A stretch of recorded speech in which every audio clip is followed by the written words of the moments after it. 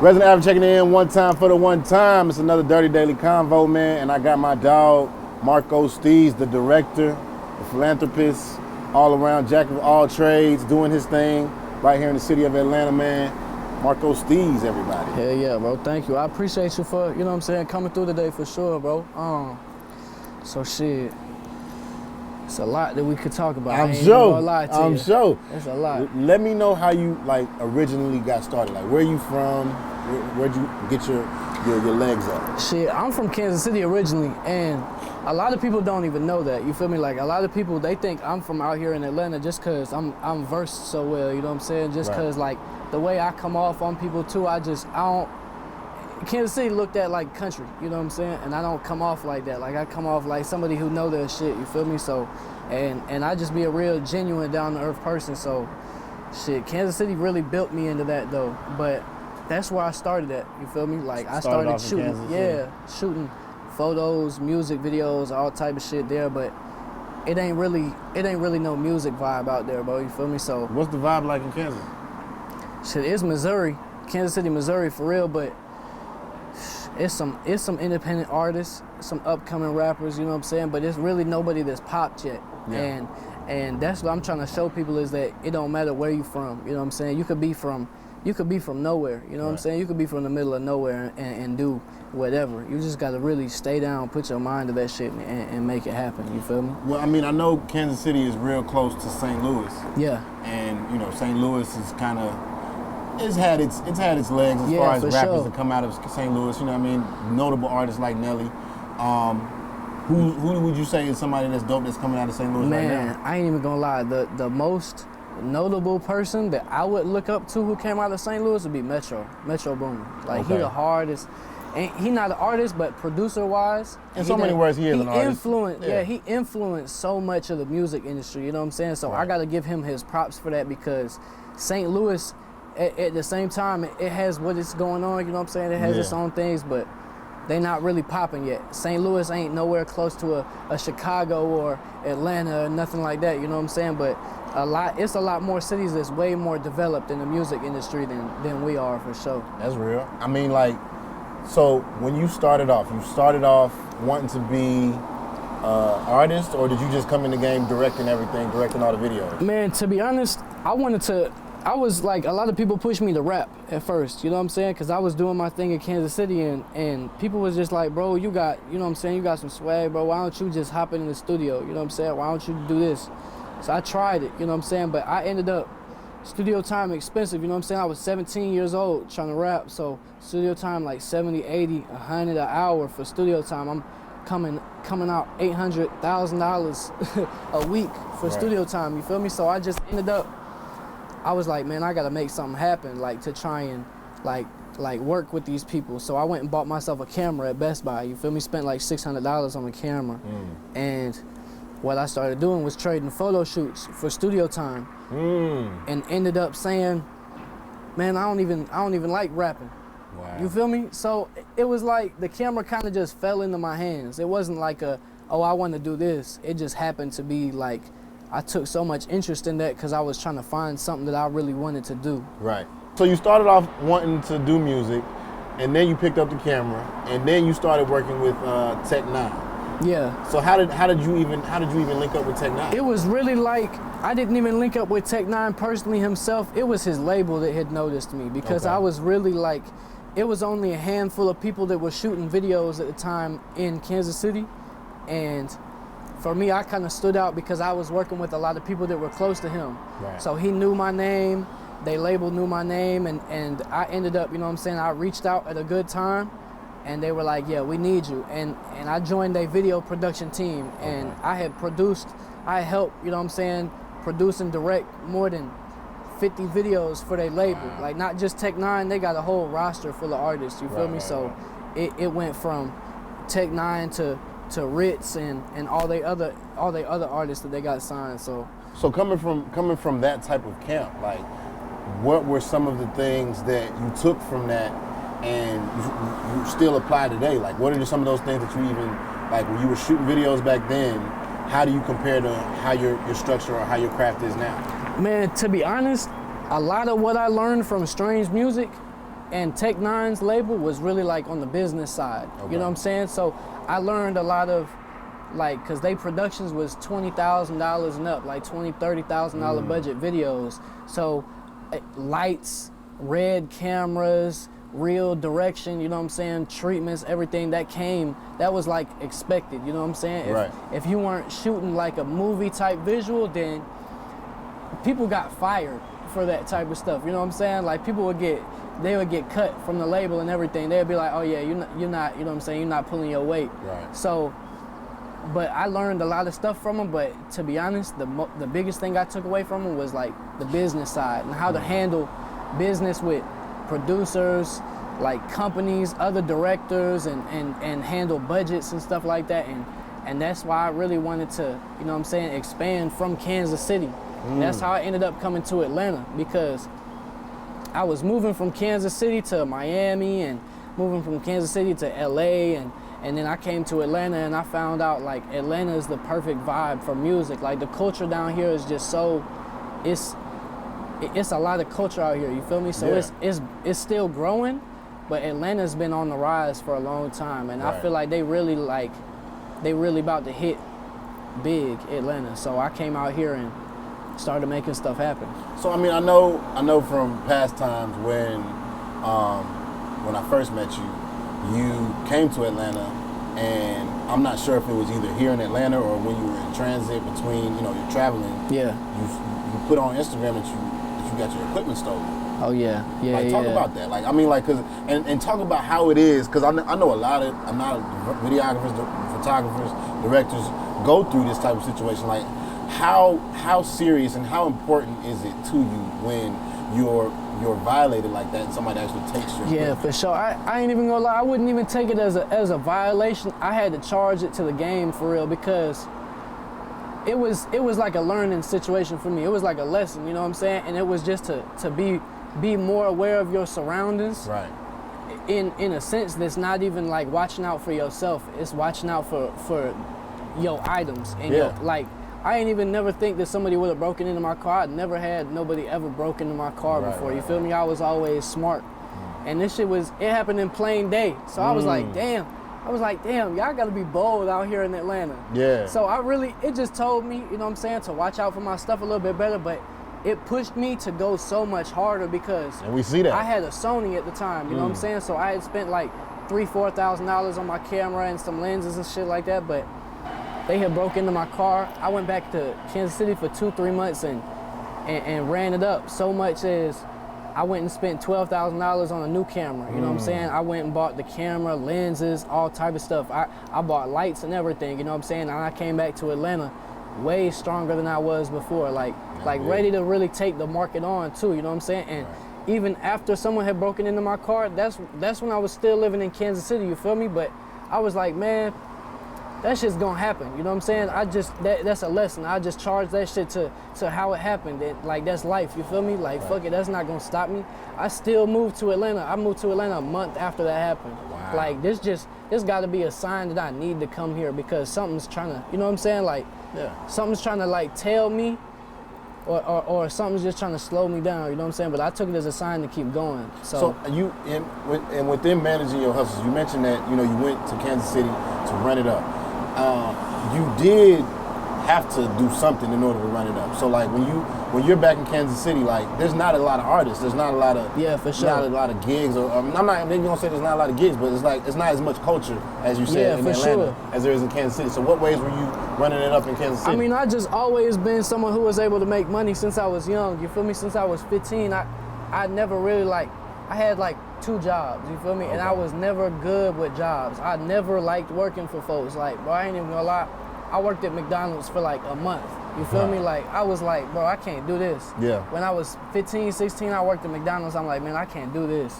So I was always good at making my own money since I was young. You know what I'm saying? 16, 17, 18, I was just finding ways to do this and maneuver my way around the city. So I just made things happen, you feel me? And that's what I did. After that happened with that situation, I just made shit happen, you know what I'm saying? And just got right back to where I was, shit, better than where I was, for real. Because I wasn't even in the mind space of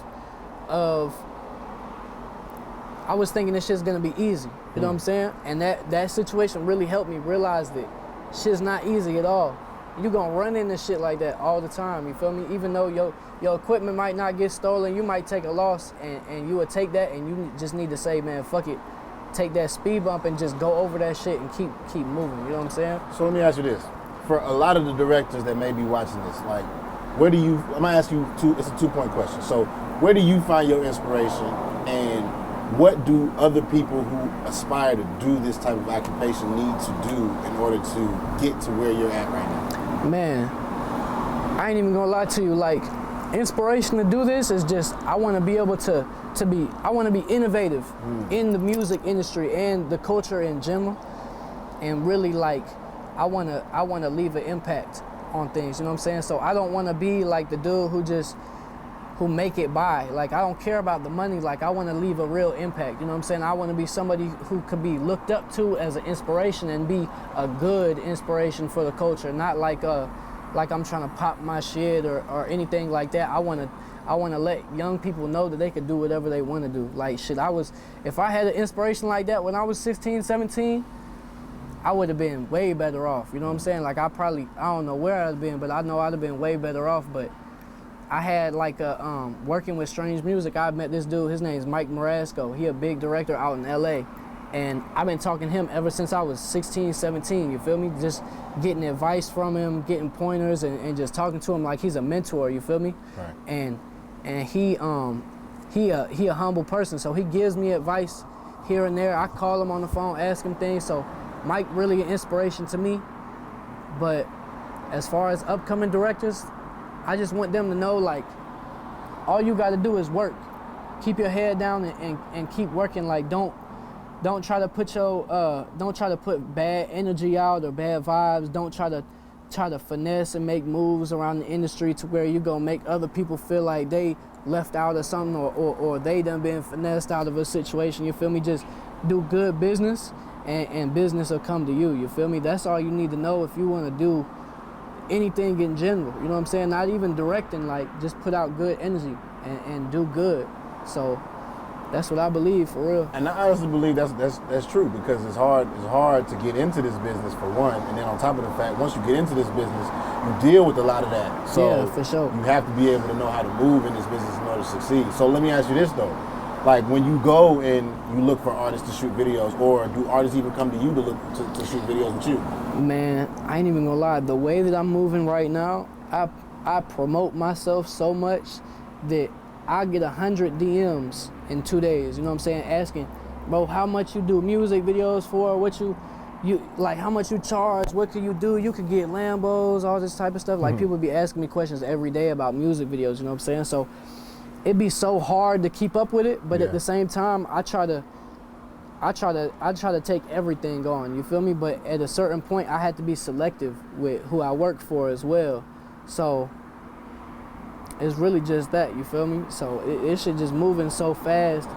And as far as me reaching out to artists, the only way that I would really reach out to an artist, like a rapper or a musician or anything talent-wise, the only reason I would reach out to you is because I genuinely fuck with your vibe, or I fuck with what they got going on, or I really I feel your music, you feel me? Like, just because you popping don't mean anything to me, you know what I'm saying? Like, it's all about vibes to me. If you give off good energy, like, if you an artist who you don't have to preach confidence, you know what I'm saying? You don't have to preach that shit, but if you walk and if you talk about what you really about, then I could dig it, you know what I'm saying? Like, I feel genuine people, so I don't got. And that helps when you can tell that the person is genuine, you know what I mean? The vibes is real, and you get to a certain place with an artist or talent or company, whatever the case may be, and you're able to, develop a long for sure. relationship. And it's all about building relationships too, you know what I'm saying?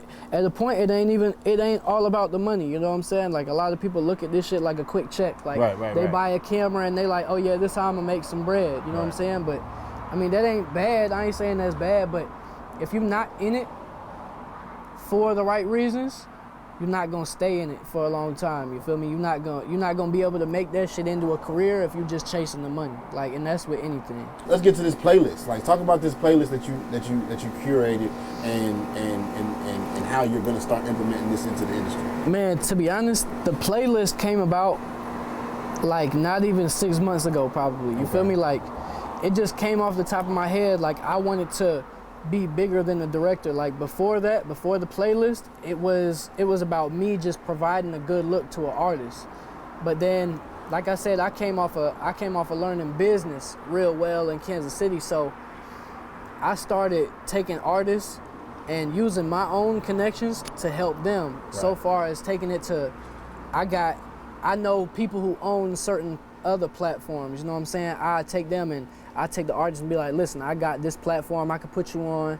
This is what's your budget, you know what I'm saying? Work with them, like not even trying to tax them for anything, not trying to make no money off of them, but trying to provide a service that they need as an independent artist. Saying, I know you're an independent artist, we shot a good visual, but how are you gonna put it out? How are you gonna release it? And I like to help people with releasing their visuals. I tell them, listen, this is what I think you need to do. You need to find a PR, or you need to have a manager help you with this. You need to send it, like, people be wanting to do World Star and Say Cheese and all type of other platforms, and I'm like, well, shit, I can make that happen for you, you know what I'm saying? Like, just let me know how your budget can work with it, and let's make it happen. But that's what I really want to use the playlist as, is a way to elevate independent artists into something that they don't have the connections for yet. Take real talent and put them into a good position, like a way better situation that they in right now, because at the end of the day, I want to see artists be able to be artists. There's a lot of people who are directors. This phrase gets thrown around in the director business a lot. What's your budget? How do you fix that problem? To be honest, a lot of times I give people a set price, but at the same time, it's not all about the money. So if you provide a service, that's like going to a tent shop or a place that wraps cars and asking them how much they'll do it for. They got a set price because they know what they provide, and they know what their quality is, and they know that it's a service that you're gonna have to pay for no matter who you go to. You know what I'm saying? So I just like to be straight up with people and say, okay, listen, this is what I could do for this. Or if you got a budget, then we can only do this much, you know what I'm saying? Because if you want to get models and you want to get a mansion and you want to get foreign cars like Ferraris and Lambos and you want to have all these type of props and set designs, but you don't have a budget, you can't make it happen. You know what I'm saying? Because at the end of the day, I'm not the person that is going to give you the mansion, you know what I'm saying? I got the connections to make that happen. Like I said with the playlist, like, it's all about who you know. Right. So I know the millionaires who own the mansions. I know the millionaires who got the cars. I know the talent agencies that got the models. I know the prop houses that got the props. And I can make it happen. I just bring everything together. That's what I do, you know what I'm saying? As a director, I bring this shit together, you feel me? So budget-wise, it's just about what you want to invest into yourself. You feel me? Like I do. Like, even though I'm a director, I invest into my own promotion. Like, I don't just sit by and wait for things to happen. I like to make things happen myself. So what's the difference between a director and a videographer or a cameraman? I think the biggest difference between a videographer and a director is the vision. So a videographer and a cameraman, they have a title as like a job, you know what I'm saying? Like, you're the person with the camera. Like, I don't like when people call me a videographer or a cameraman, to be honest, because it basically says you only shooting, you know what I'm saying? As a director, like I said, I bring things together. Like, I bring everything into the video production that you would have never had a connection to, or you wouldn't know that person, you don't know how to get it. So I'll come up with the vision. I'll bring you everything you need. I'll make the whole video happen. Like, I tell artists, if you give me a budget, you send me the budget, we take care of everything, all you got to do is show up the day of the shoot. You don't even have to do nothing, you know what I'm saying? I'll make everything happen for you. I'll make a concept and we'll just make a dope visual. But a videographer is like someone you would hit up and the artist already got to have a vision, or the artist already got to have the models, and he just hit a cameraman up and say, hey, I need you to shoot this. and that's what their job is. You feel me? So it's not nothing bad about being a cameraman or a videographer. It's just, it's a different level of what you provide as a service. You know what I'm saying? Yeah. And what your vision is for real. So, I mean, being that you've been in this business, how long have you been in this business? Man, I've been working with cameras for about 4 years, but I've been shooting videos for about 3. You know what I'm saying? I didn't pick up videos at first. So what are some pros and cons of this business or just the director world in general? To be honest, when you first starting out, I wouldn't even say it's a con, but you gotta be ready to sacrifice. Like, you're gonna have to invest in the camera. You know what I'm saying? You're gonna have to invest in some equipment, and then you're gonna have the problem of you working with artists who are bigger than you, or they got a better name than you, and you're gonna have to do some work for free to get your name out there. And you're gonna have to, you know what I'm saying? You're gonna have to sacrifice and struggle for something that you want.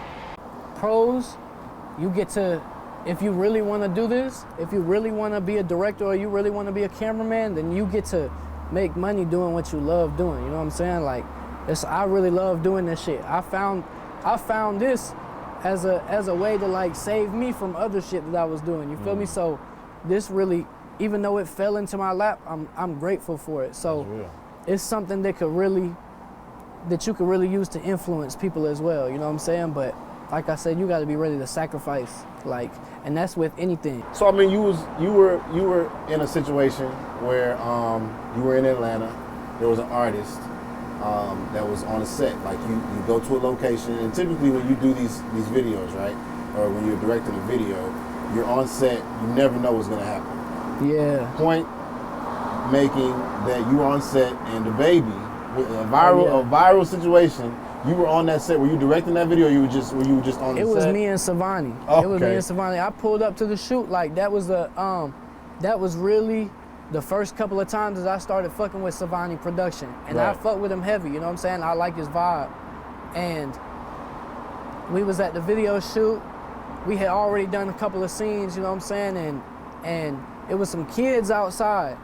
They was just playing. They knew who DaBaby was. And they was like, hey, that's DaBaby, that's DaBaby. Running up the street screaming, all, like, hey, that's DaBaby, that's DaBaby. And it was really just some funny shit. Like, the folks in the neighborhood was just on some clout chasing type of shit. But nobody was really worried about that shit on the set. Like, they tried to walk up, and it was just like, DaBaby wasn't even stressing that shit. He was like, man, it is what it is, you know what I'm saying? And nobody was pressed about it at all.